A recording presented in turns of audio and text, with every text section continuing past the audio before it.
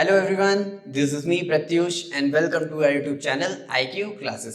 तो आप सभी का बहुत बहुत स्वागत है acid base and salt important notes के ऊपर। अच्छा, एसिड बेस एंड सॉल्ट्स, इसमें आज हम लोग फिर से वही बात करेंगे कुछ इंपॉर्टेंट टॉपिक्स की, और जैसे कि हमारा इंपॉर्टेंट चैप्टर है एसिड बेस एंड सॉल्ट्स। चलिए स्टार्ट करते हैं।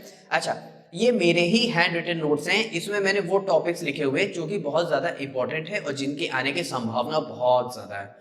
स्टार्ट करते हैं बिना टाइम वेस्ट किए।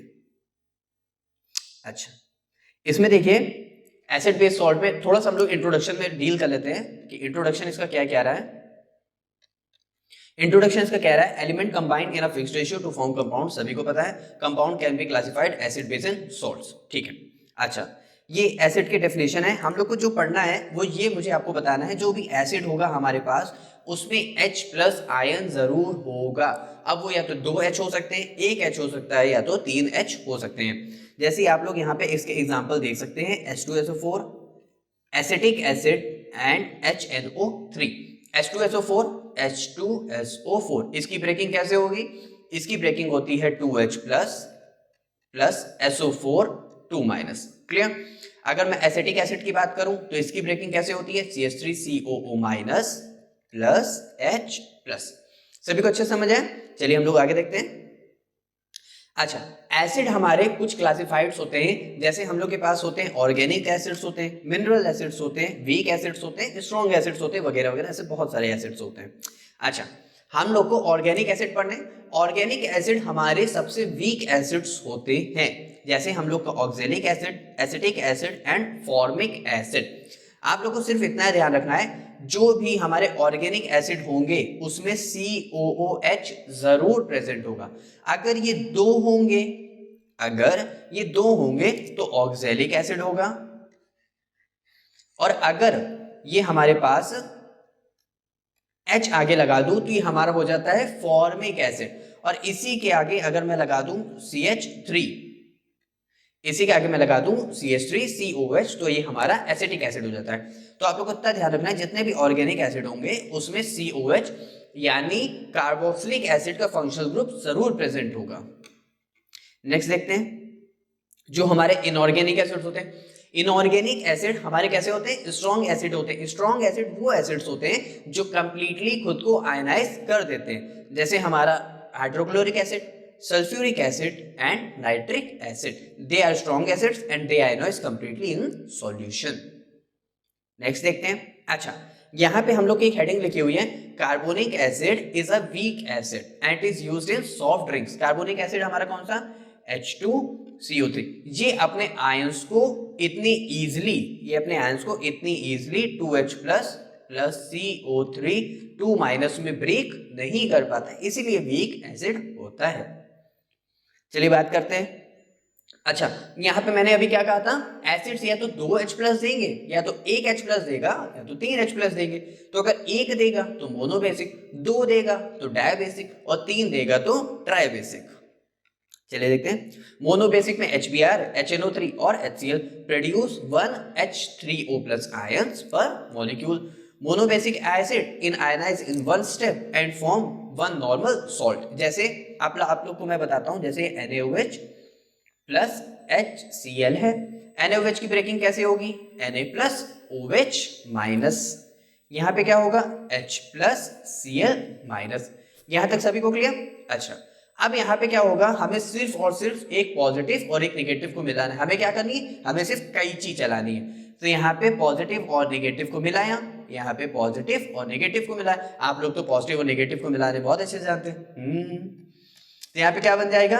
NaCl plus H2O। तो ये जो NaCl क्या है? ये हमारा कॉमन सॉल्ट है ना, तो इसी को हम लोग बोलते हैं टेबल सॉल्ट, सोडियम क्लोराइड या फिर कॉमन सॉल्ट। और ये रिएक्शन वन स्टेप में हुई ना, तो इसीलिए मोनोबेसिक एसिड कहलाता है। हमें इसको ध्यान ही नहीं रखना है वन स्टेप में हो रही, टू स्टेप में हो रही, हमें सिर्फ इतना ध्यान रखना है वो एक ही H प्लस डोनेट कर रहा है। नेक्स्ट देखते हैं, डायबेसिक, जिसमें 2H प्लस आयंस होंगे, जैसे हमारा सल्फ्यूरिक एसिड, ऑक्जेलिक एसिड और कार्बोनिक एसिड। यहां पे भी मैं आप लोग को दिखा देता हूं, जैसे NaOH प्लस H2SO4, ये कैसे ब्रेक होगा? Na plus OH minus. ये कैसे ब्रेक होगा? SO4 2 माइनस, और यहां पे आएगा H प्लस। लेकिन कितने H प्लस आएंगे, 2 H प्लस आएंगे। अब यहाँ पे पॉजिटिव और नेगेटिव को मिलाएंगे, आप लोग फिर जानते हो पॉजिटिव और नेगेटिव को कैसे मिलाते हैं। तो यहाँ पे क्या आ जाएगा, अब यहाँ पे 2 माइनस है ना, तो क्रॉस मल्टीप्लिकेशन होगा तो Na2SO4 हो जाएगा और प्लस H2O, लेकिन कितने, 2H। अब यहाँ पे 2 Na हो गए तो 2 हो गया। क्लियर, आगे देखते हैं। लेकिन अभी तक हम लोग देख रहे थे H2 था तो अंदाजा लगा रहे थे ये डायबेसिक है, H1 है तो ये अंदाजा लगा रहे थे मोनोबेसिक है। अब यहाँ पे 3H है तो हम लोग लेकिन इससे अंदाजा नहीं लगा सकते कि ये हमारा ट्राइबेसिक होगा, क्योंकि इसलिए H3PO3 is a dibasic acid, hydrogen atom directly attached to the bonded to the phosphorus atoms and which are not replaceable. हम लोग सिर्फ H कौन से रिप्लेस कर सकते हैं, ये वाला और ये वाला H हम लोग रिप्लेस कर सकते हैं। जो फॉस्फोरस से डायरेक्टली अटैच एटम है यानी हाइड्रोजन है, उसको हम लोग रिप्लेस नहीं कर सकते। तो ये सिर्फ कितने H प्लस दे सकता है, 2H प्लस, इसीलिए क्या हो गया, डायबेसिक। क्लियर, आगे देखते हैं। हम लोग ट्राइबेसिक के भी एग्जांपल देख लेते हैं।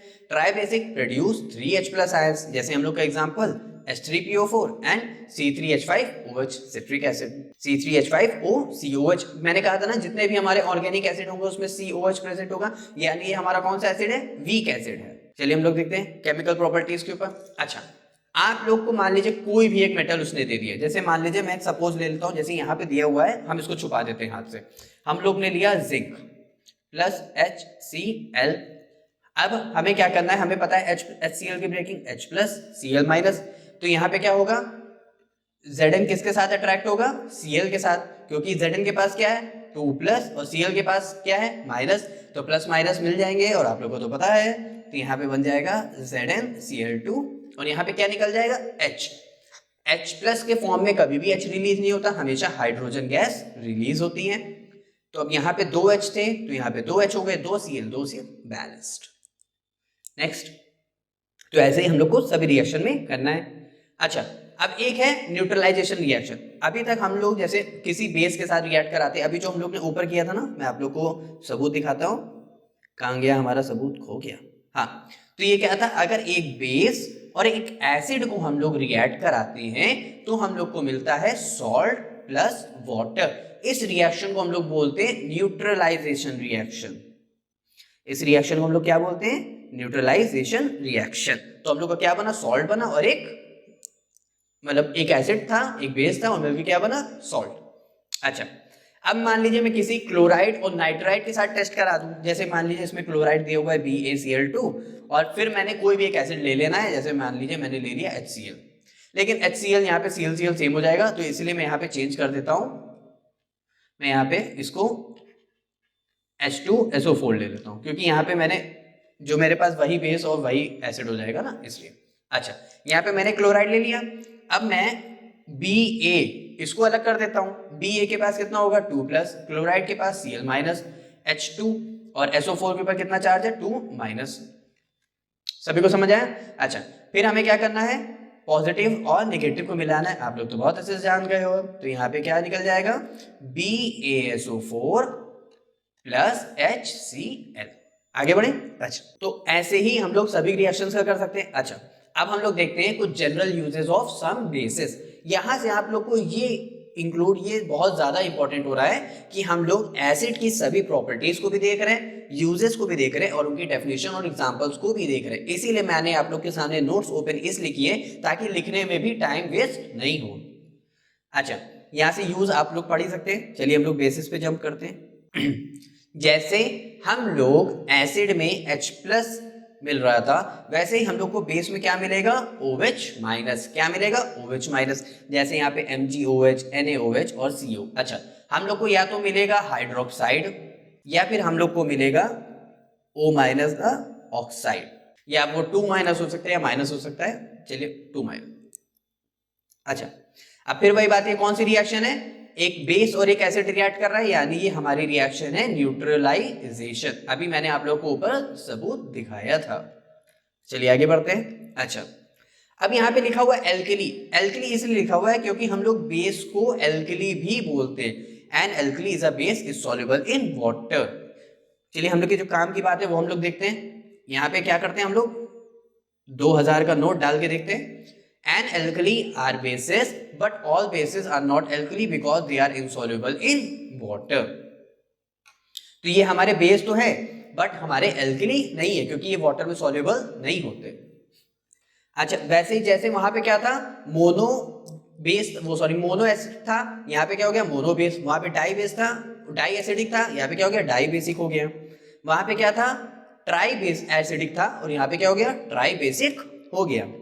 तो अगर एक OH रिमूव होगा या एक OH किसी के साथ अटैच होगा तो मोनोबेसिक, दो होंगे तो डाई बेसिक और तीन होंगे तो ट्राई बेसिक। अच्छा, अब हम लोग कुछ प्रॉपर्टीज देख लेते हैं। हम लोग को पता है they are sharp and bitter taste होते हैं, they change the colour indicator, अपना कलर चेंज करते हैं। मतलब जो हमारे बेस होते हैं वो होते हैं 7.1 से लेके 14 तक। क्लियर?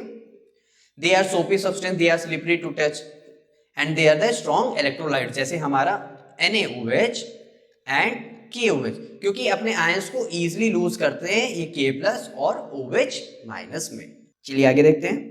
अब यहाँ पे क्या कह रहा है, हम लोग से कह रहा है केमिकल प्रॉपर्टीज ऑफ बेसिस। अब मान लीजिए मेरे पास एक बेस है NaOH, मैंने इसको रिएक्ट करा दिया CO2 के साथ, इसकी ब्रेकिंग कैसे होगी Na+OH-, इसकी ब्रेकिंग कैसे होगी CO2। समझ गए?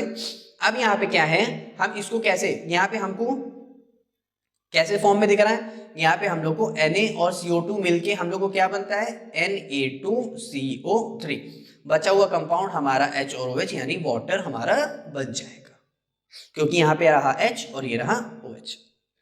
चलिए आगे देखते हैं। फिर से हमारी वही न्यूट्रलाइजेशन रिएक्शन है।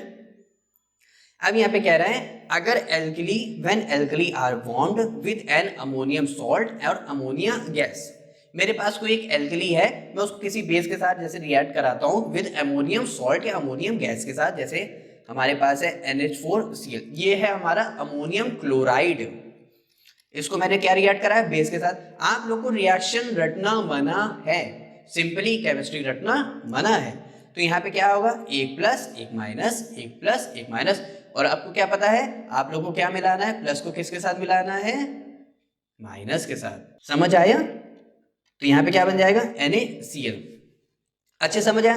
अच्छा, अब ये फर्दर NaOH अपने आप को ब्रेक करता है किसमें, क्योंकि यहां से कौन सी गैस निकलेगी अमोनिया, तो ये NH3 और वाटर यहां से बन जाता है। सभी कुछ समझ आया? चलिए आगे देखते हैं। सिंपली यहाँ पे भी ऐसे ही होगा। अब जनरल यूजेस हम लोग बेसिस देखते हैं। NaOH का यूज हम लोग मैन्युफैक्चर ऑफ सोप करते हैं, वहां पे क्या था स्लिपरी और टची था ना, कैसे हम लोग सबूत देखते हैं इसकी प्रॉपर्टीज में। देखो they are the soapy substance and they are slippery to touch, वैसे ही यहाँ पे लिखा हुआ है NaOH क्या लिखा हुआ है, manufacture of soap and manufacture of salts and soap as an antacids to remove grease stain from clothes और ड्राइंग एजेंट और बेसिक फ्लक्स। ये मैं आप लोग को इसलिए दिखा रहा हूँ, जनरली आप लोग जैसे आप मान लीजिए आपको NaOH, KOH, MgOH इसका नहीं याद है, अगर आपसे सिंपली पूछ ले मुझे बेसिस के 2 यूजेस लिख के दिखाए, तो आप इन सब में से कुछ भी लिख तो सकते हैं ना, इसलिए। तो यहां से हम लोग ने कितने इजीली सारे चैप्टर के नोट्स हम लोग ने देख लिए और एसिड बेस सॉल्ट के भी नोट्स हम लोग ने देख लिए। तो अभी तक अगर आप लोग ने नहीं देखा है तो ऊपर यूट्यूब पे टाइप करिए class 10th IC important topics by IQ classes, तो आपको सभी चैप्टर के नोट्स बहुत इजीली अवेलेबल हो जाएंगे। और अगर आप लोग को कोई डाउट लगता है या कुछ लगता है तो वीडियो सेक्शन में कमेंट सेक्शन में कमेंट करके बताइएगा, या आप लोग यहाँ पे भी अपना रिव्यू दे सकते हैं। तो फिर मिलते हैं नेक्स्ट वीडियो में, बाय बाय। तो अभी तक मैंने आप लोग को जितना भी कुछ पढ़ाया है या फिर जितना भी कुछ मैंने आप लोग को बताया है, चाहे इंपॉर्टेंट क्वेश्चंस हो या इंपॉर्टेंट टॉपिक्स हो क्लास 10th IC से रिलेटेड, तो मैं आप लोग को दिखा देता हूं कि ये सब के आपको सॉल्यूशन भी कैसे आप लोग को प्राप्त हो सकते हैं। तो चलिए देखते हैं। आप लोग को सिर्फ यूट्यूब पे टाइप करना है IQ क्लासेस, एंटर पे क्लिक करेंगे, फिर यहाँ पे आप लोग IQ क्लासेस देख सकते हैं, इस पे क्लिक करेंगे। फिर यहाँ से क्लिक होने के बाद आप लोग नीचे आएंगे, आप लोग के 9th 10th 11th 12th, तो आप लोग के जो भी भाई बहन जिस हिसाब से भी आप लोग की क्लास में आप लोग उनको भी शेयर कर सकते हैं। तो आप लोग अगर IC बोर्ड के तो IC, CBSE है तो CBSE पे IC पे क्लिक करेंगे। यहाँ पे आप click here to log in register भी कर सकते हैं, जिससे आप लोग को कोई भी आप लोग को प्रॉब्लम हो तो आप लोग ईमेल के द्वारा मैसेज या फिर कुछ बता भी सकते हैं। तो आप लोग यहाँ पे केमिस्ट्री के अगर सेक्शन पे जाएंगे, केमिस्ट्री सेक्शन में आप लोग को जाने के बाद ये देखिए आप लोग को सभी चैप्टर के नोट्स मिल जाएंगे, periodic properties, chemical bonding, acid base salts, analytical वगैरह, आपको सारे सभी चैप्टर के आप लोग को यहाँ पे नोट्स मिल जाएंगे।